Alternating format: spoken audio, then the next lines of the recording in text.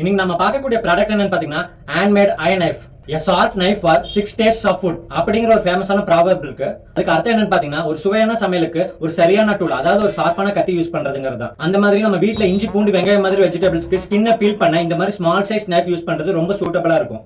அதுலயே இந்த மாதிரி ஸ்மால் சைஸ் கர்வ்டு நைஃப் பாத்தீங்கன்னா நம்ம வீட்ல ஒரு ஃபங்க்ஷனுக்கு ஃப்ரூட்ஸ் அண்ட் வெஜிடபிள்ஸ் டெக்கரேட் பண்றதுக்கும், பலாப்பழத்துல இருந்து அந்த சீடை ஈஸியா ரிமூவ் பண்றதுக்கும், வாழைப்பழ சீப்ல இருந்து தனித்தனியா வாழைப்பழத்தை கட் பண்ணி எடுக்கிறதுக்கும் சூட்டபிளா இருக்கும். இந்த மாதிரி பெரிய சைஸ் கர்வ்டு நைஃப் பாத்தீங்கன்னா வயல்வெளியிலையும் காய்கறி மார்க்கெட்லயும் அதிகமான வாழை இலையையும் வாழைப்பழ சீப்பையும் கட் பண்றதுக்கு ரொம்ப சூட்டபிளா இருக்கும். இந்த மாதிரி நைஃப் பாத்தீங்கன்னா வீட்டுக்கு நார்மலா குக்கிங் பர்பஸ்க்கு யூஸ் பண்ண பெஸ்ட் சாய்ஸ்.